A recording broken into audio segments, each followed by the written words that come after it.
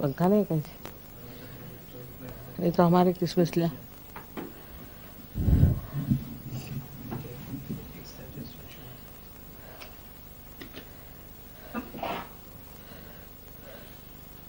हम करेंगे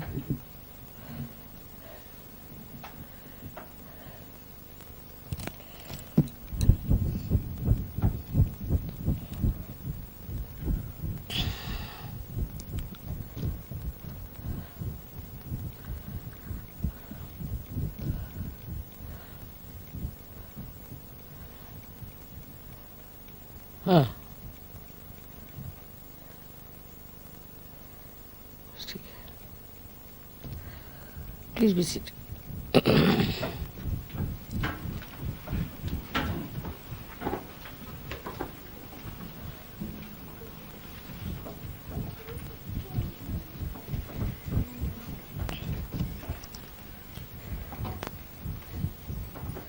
I see many more New Zealanders. Very happy to see all of you here.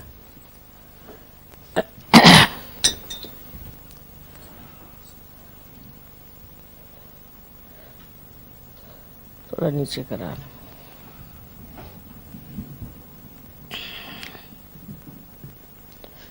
Today I thought we should have Mahasaraswati Puja would be a good idea.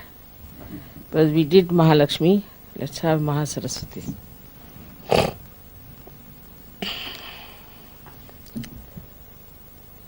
So, Mahasaraswati principle is on the right side, as you all know. First is the Brahmadeva's principle, which is the Saraswati principle. And then this Mahasaraswati takes you to the principle of Mahabrahmadeva called as Hiranyagarbha.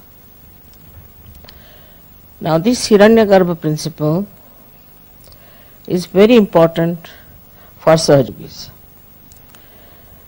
First of all, those who think too much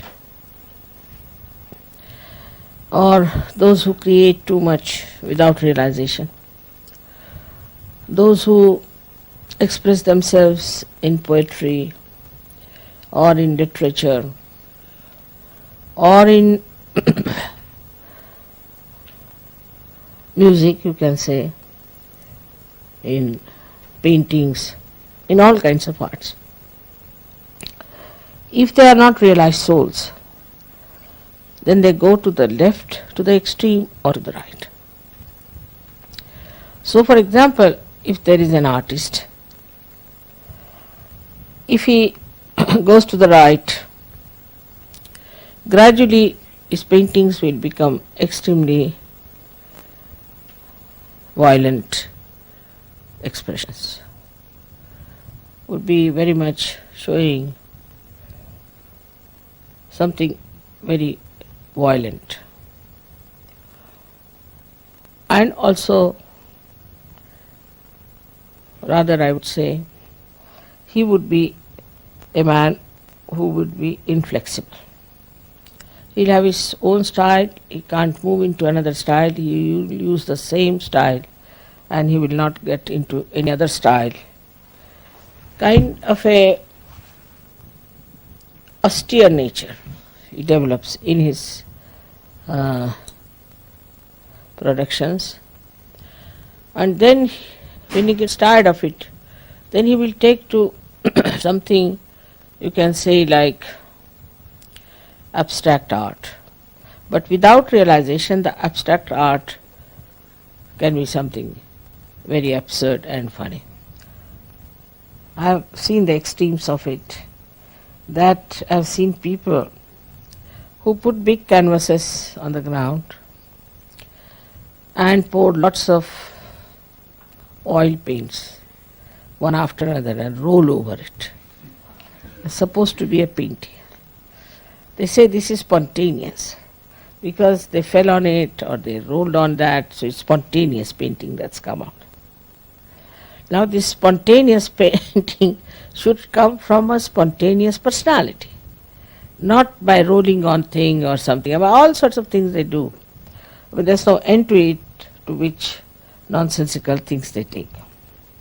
And they think they have achieved a lot and they have done a lot. And also they sell it to people who have too much of right side. They like it. So they put in lot of effort to create this kind of a painting. Also the today's pop music also, which is very aggressive, is from the same outcome, because you cannot ascend, so you move to your right. And this pop music then starts now, it's becoming so horribly noisy, I don't know what to call it, absolutely it can deafen your ears if you listen to it. And the whole thing is, the whole gestures and all that are so ugly and so aggressive, as if they are going to eat the mic. Sometimes I feel the way go on with the mic and things like that. And see, then these people also impress such people who are very right-sided, and so they become popular. But the popularity is not the sign of real success. It will come and go away. All such artists and painters come and go away. They have no standing. They they are there for a short time. And then the history talks about them, those who have been in the center, never about the people who went to the extremes. God knows how many must have come and gone. And those who are today also painting or singing in that way, tomorrow they will not be known. One after another, you see, the craze comes in, one comes, then goes away, another. So they are crazy people. And they create a craze, and the crazy like them enjoy the craze. So it amounts to something that is just wasteful, creates no impression in the history. So this is the right-sided nonsense that comes out of the right-side movement of the sympathetic, going too far with your creativity and also your writing. Like there were many writers in English language, you know, from Shakespeare you can start, who showed the futility of human endeavor, like we call it Avadhuta, the one who has reached a very great degree of development in his spiritual life. He can see the futility of human endeavor, and then he brings them to the point that they have to rise above these stupid inhuman endeavors and take to some sort of an endeavor which will bring them something higher and also will create something of an eternal value. Then also we have, I think in English language I have said, up to Somerset Maugham and all that, the very centrally placed people, also Cronin was, I would say. But then this Hemingway came and he started moving towards the right. Now I don't know, I don't read now modern novels because it's all full of filth. So it moves to the right. So one is which moves to the right and talks about all kinds of violence, this, that. That also is absolutely not palatable to human consumption, I tell you. But still they write and people like it. People want to read about Hitler, they want to read how people were killed, war stories, this, that. They want to see pictures which has full of violence or killing, this and that, so that their own desire to be violent is satisfied in seeing those things in films and in otherwise also reading such books of that kind. On the left-hand side, when they move, you see these artists, then same about musicians, as I said, that the musicians become sort of absolutely suffering from Greek tragedy all the time. They go on crying and weeping and saying that this is sort of, we have been very sad, and the sadness and the tragedy of life. I mean, they go on crying and make you cry also. So there's no hope for them, and they just go on doing such stupid things. Then we have, you see, many artists also of the same kind, especially French writers as well as French French poets also, and French painters, if you see. They are very left-sided because they drink a lot. If you go in any France village, after 7 o'clock, you can't find even one person on the road. And even if you want to find out the road and you knock at the door and request them that you'd like to know some road and all that, they're all drunk already at 7 o'clock. So with this thing they become extremely over-romantic type, and they sing songs of romance, have no romance in their life. You see, they just some sort of an imaginary romance they have. And they live in that imaginary world of pain and sufferings, and they have their own ideas about their own romantic models that they formed in their heads, you see, with their left side. So the poets and the writers go to the left side like that, and in, say, for example, in our India, we had those Muslims who used to drink a lot. Then they started a thing called as ghazal, and that ghazal is nothing but crying. Even in certain poets, you see, we have this kind of thing in the other places, where there were many poets who were seeking God and were crying, "Oh God, when will I meet?" And in separation they are singing. Not in the meeting, not in the yoga, but in separation they sing, "When will I meet you, O God," and all that. And all such people who are still seeking like such songs going on. Up to this much is all right, but then you get lots of grotesque type of writers also who write such horrible things that you feel you are in hell. The way they describe things are horrible, and in Sanskrit it's called a bibhatsa. They create a bibhatsaras, and it's the description of very filthy things which were never before, even in English language, never I saw that, but now some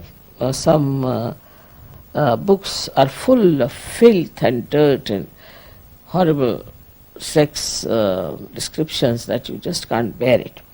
So all this comes with the left side movement, that because you see society also moves from sometimes to the right, sometimes to the left. So when it moves to the right, they like right-sided things. Sometimes they move to the left, they like left-sided. So also there are people with two types of temperaments. So that's how they start appreciating these things, and unnecessarily they believe that they are tragic. As you know about the Greek tragedy, which is a very sort of a fundamental things, I would say, for Western literature, is a Greek tragedy, where a woman marries a man, but she doesn't love her husband, so she loves somebody else, and that tragedy is there. I mean, it's artificially created tragedy that shows that you have married to some man and you should be happy with him. Of course, I mean, if the man is very bad and troublesome and all that, then you can give him up. But what's the use of pining for another man, living with one other man, sort of a thing, as you must have heard about Tolstoy, who was another great realized soul. He's written Anna Karenina, and ultimately he saw that Anna Karenina commit suicide, because what she was doing a wrong thing, you see. So he brought the whole thing so beautifully out, and such an introspection all the time is going on, and also the futility of this kind of a romance that was there. So all this shows to us that there are people at the same time who are in the center. I would say in French writers also, Maupassant was one of them whom I would put in the center. He showed both the sides and he showed the right side also. So we have had Goethe, we had many sort of people in Europe and England, also in English language, because I am talking about English language. But also same in Sanskrit, in Hindi, in every language, we have the same type of people, but more in Sanskrit, we don't have many people with this right or left side. The reason is, for the literature, there are some rules and regulations. It's not the Western idea in India that we should be abandoned people. That's not accepted. So even in literature, there is a kind of restriction. What is a literature? Sahitya is called as Sahita, means which will be benevolent. Sahita means which will be benevolent. If it is not benevolent, then it is not Sahitya, it's not literature. Then it is trash. So that restriction, you see, which is there, which is given to us by great saints and seers, is still accepted. Of course, some people deviate a little bit they deviate. But once they deviate, it goes out of the society. People just don't read it. Say, for example, some people must have written this Kama Sutra or something long time back. But we never knew about it, we never read about it till the Germans came and made such an ado out of it. We never knew that there are such books. Even now, I don't know who wrote it, or I've never read such a book, I've never seen it with my own eyes. But we have heard about it, that people wrote such things. But actually, if you ask an ordinary human being in India who is maybe a scholar also, he will say, what's that? I've never heard about. But the Germans or the Japanese very particular on these things. They want to find out all such things. So, these creations of ugliness, I should say, or of vulgarity, all these are a compensation for people who are very right-sided also. Because a right-sided man will always take to drink. Because, you see, he wants to compensate. So the right-sided man also will like such horrible things just to quench his thirst for power, you see. He's so mad, and then he would like to little bit neutralize that movement in such a way that his right-sided behavior is little bit compensated by the left side. So the people who are right-sided take to drinks very much. You will see people will work very hard, and 2 nights, Saturday and Sunday night, they'll just drunk. Then Monday they'll come out with a hangover. See, it's very interesting to note how human beings are. For 5 days they will slog, and then 2 days they'll just go into a kind of a hibernation, as they say, and absolutely lost to the whole world. Whether they are doctors or professionals, they don't care. So whatever they earn in 5 days, they'll spend it in these 2 days in drinking and finish it off. So that's how the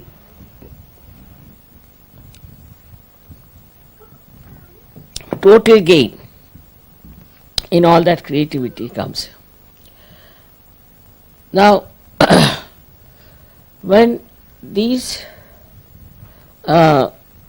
extreme things start showing results, and then the artist gets just fed up with this kind of thing going on all around, he sees and all that, then within him rises a subtler attitude towards creativity, towards art, towards books and all that.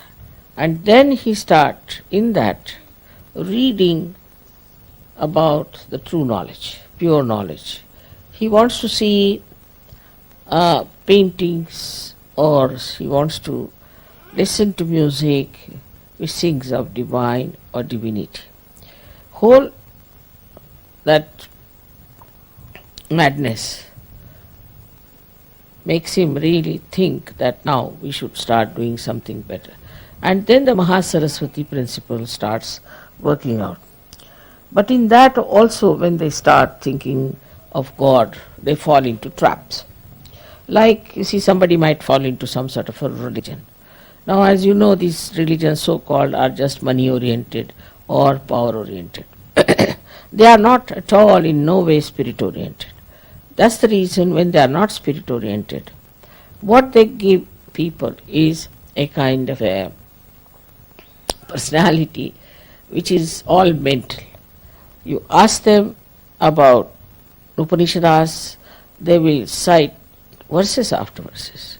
Gita, they'll give big lectures on that, hours together. For this Chinmay, you see, if you hear him, he speaks for hours together on Gita. We get tired and bored stiff with his lecture. He can speak about it. But nothing inside. Nothing inside. And whatever they speak has no effect on others also. Because they are not awakened people, they are not connected with the divine. And whatever they do is just mental. So when the Mahasaraswati principle is awakened, you start seeing it clearly that this is mental, this is not the truth. There must be something higher.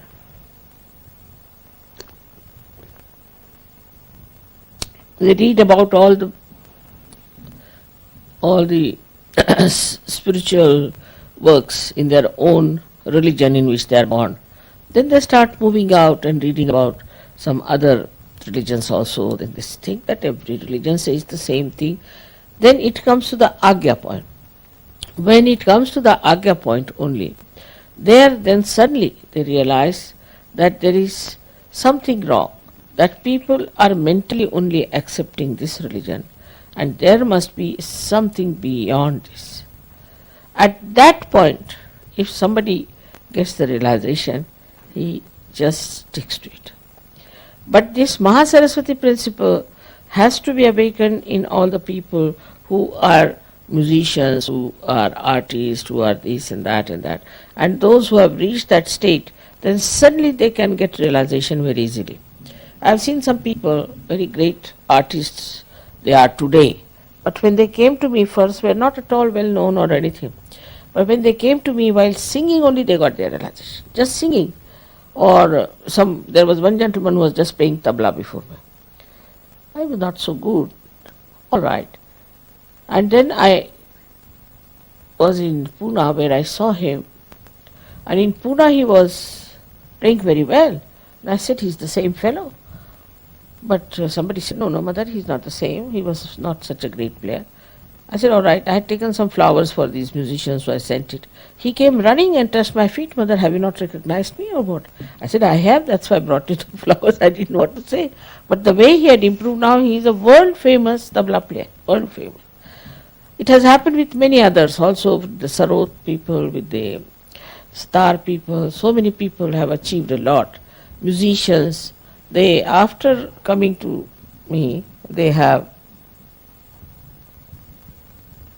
asked me that please do something that we should be able to enhance our creativity. I just take to search, that's all. And when they were awakened, very surprisingly, today most of them are very well-known musicians and very famous in India.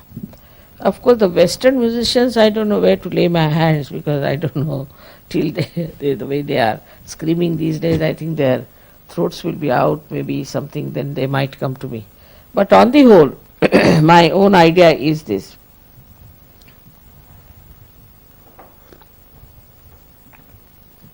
That those who have reached Mahasaraswati level through reading or through creativity, but through writings or anything, when they reach a certain state of Agya, then either they get disappointed, go to the left, and absolutely think that this is all useless. Or else, if they get realization, they become really very dynamic artists, very dynamic writers, and people who are creating something of an eternal value. So many Sahajogis who have never spoken on the stage, who have never been on the stage, they said we had a fright for the stage.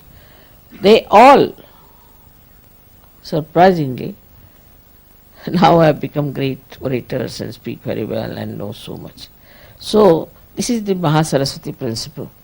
Now, this makes you a person much subtler, and you start becoming aware that the gross understanding we had about our art or our creativity has to be subtler. We have to be subtler people. And then such writers only appeal to people who are subtle. Like William Blake was regarded as a mad poet. I mean, in India I never read about him. I did read on my own, but in the colleges, university, they never had William Blake, or in any book as such there was no William Blake. But when you go to these people and talk to them, there was one called Munro fellow. He has translated Gita into English. He's a very wonderful person. He is actually, I think, he's Italian. He lives now. He's no more. He lived in near Cambridge. I went to see him. He was very anxious to meet me. And when I went there, you'll be amazed, he did my arti and he said a mantra in Sanskrit that, "Oh God, you have come to my house. What have I done in my previous lives that you are in my house?" Such a beautiful poet. You see, and he said in Sanskrit language. He was a master of Sanskrit. So I asked him, from which book you have taken this couplet? He said, I have composed it myself. So beautiful it was. And then he said certain things from Gita and all that. And he said, Mother, I don't know, you might be, he was very old that time, he was 8 years of age. He said, Mother, maybe you might be able to change this English, but I don't think I have done anything. Even when I translated Gita, they are just reading Gita, that's all. So what's the use of my translation? Just like Bible now, they are reading word by word Gita, so finished. What's the use of doing this work? And he was so disappointed with the whole thing. So he said, what will you work out? How will you work out? I said, all right, I'll try. He said, of course, you are there, you are an incarnation. He just recognized me. I know you'll work it out. I wrote a very nice letter to me also. And then he died. But such a nice man, and he suffered a lot. Nobody tried to understand him. He said, I talked to so many scientists and things, and they are absolutely useless and very superficial. So I don't think in this country of England you'll be able to do much. It was a very superficial country. There were at least 20 English Sahajogis with me, and they were listening to it.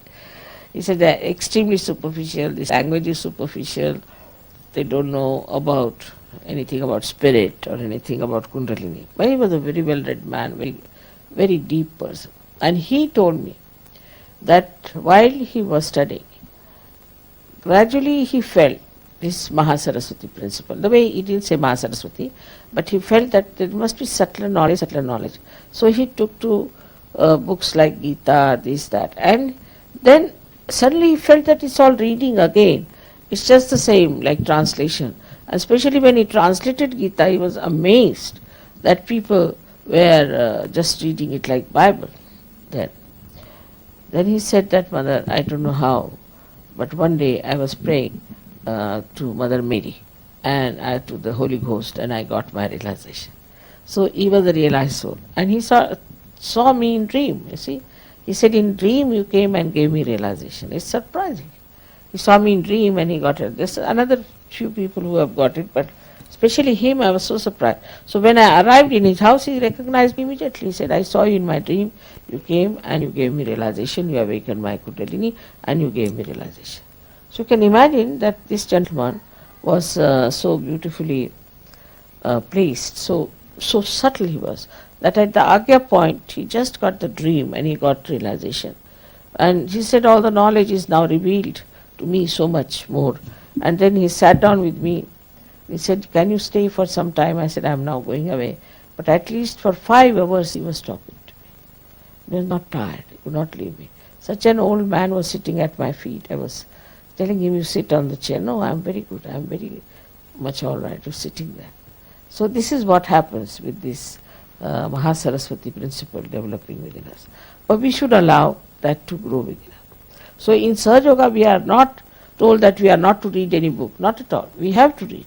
But in that book we have to see the subtle points and see for yourself. I don't read any scriptures because I don't need to read. But when I started reading these intellectuals, what they have to say, I was amazed that they are saying the same thing. There's nothing new. What I know, what I say, that's what they are saying. There's nothing new about it. There's nothing special about it. Just what all the scriptures have said, they have said the same thing, and these people are saying the same thing. But by saying this thing, how are they going to propagate? Nothing. It will be just again something that will happen outside and it will drop out. It doesn't become part and part of yourself. So it has to become innate. That's only possible if your spirit comes into your attention. There's no other way out. So luckily you all are realized souls and your Mahasaraswati is very much there. But I would say you must read. Read books of value and understand how it is absolute Sahaja Yoga there. how it is there. Anything you take up, you will be surprised that all these books are talking about Sahaja. May not be all of it, but part of the Sahaja Yoga is there. All of them talk of some part of Sahaja Yoga, but not the whole of it, because they came at different times. And now the Sahaja Yoga is the time when you have to know the complete integrated knowledge of this religious thought that was there, complete integrated. And that's how you understand that all religions are integrated. So one should, in Sahaja Yoga, after you come, people don't take to any reading, it's a wrong thing. They should read and understand what others have said, where have they gone wrong, but not these nonsensical people. You shouldn't read these nonsensical people, which you know are nonsensical.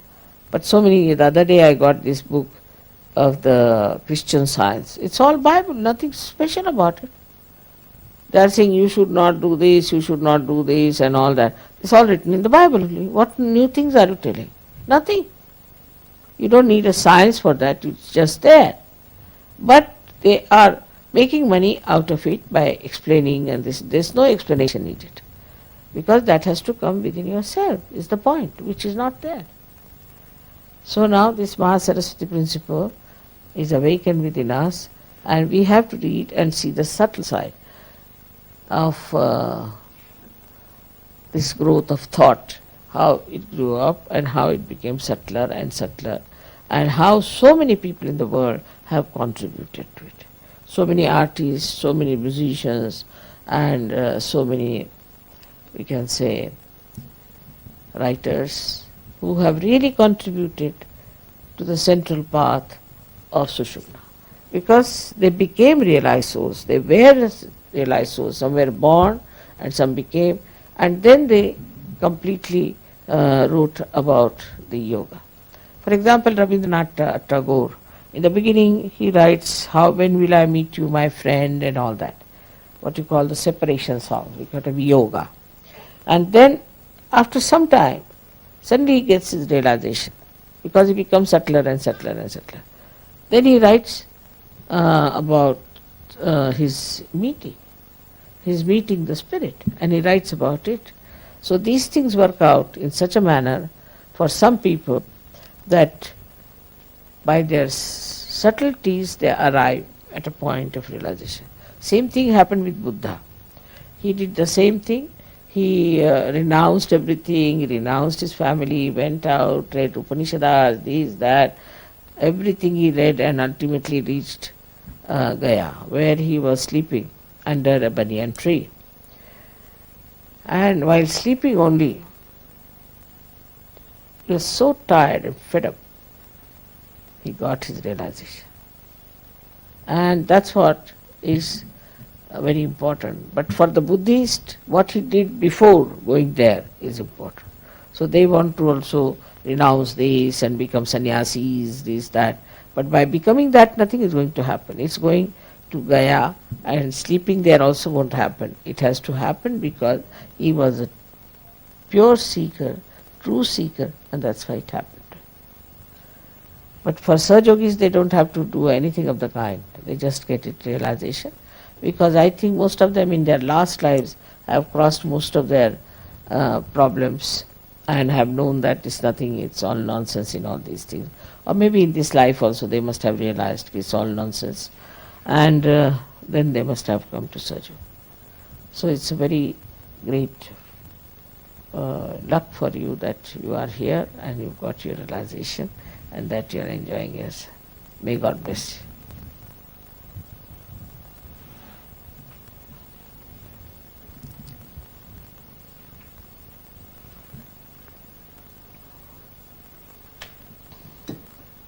Another side which I have left over is the political side on the right side. You see, even in politics, the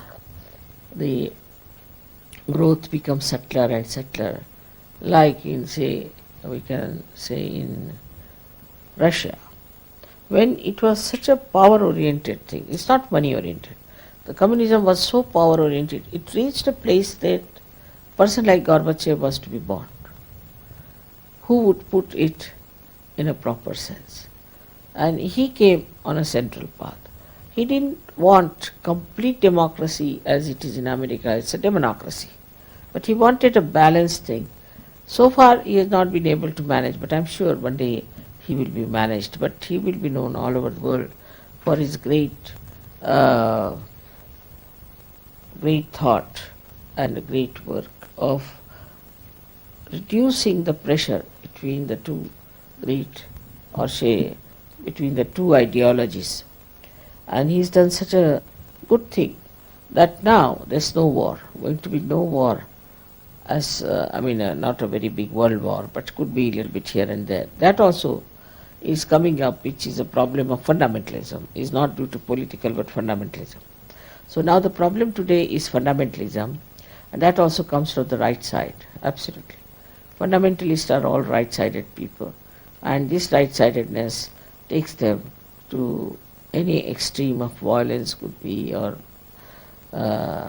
in some cases it's really crazy and madness. But a new disease has started now, those who go too much to the right. It's called as a Yuppie's disease, where the whole conscious mind goes out of order and you become like a reptile. I've seen people being carried like big fishes on the shoulders and put in a seat, and they just know everything by brain, it's all right. But they understand everything, they can talk well, but they cannot move their hands, cannot move their feet if they want to. Unconsciously they may, but consciously they cannot. And this disease is the one which is a warning to everyone. So we have to be careful. In Sahaja Yoga also we should not go too much to the right. It's also very dangerous to go. Some people become very fanatic and start teaching Sahaja Yoga in a very fanatical manner, and sort of, you see, like I don't know what to call that, but sometimes I see some people speaking in a manner that one should never speak that way, because we are Sahaja Yogis. The main theme is love, compassion,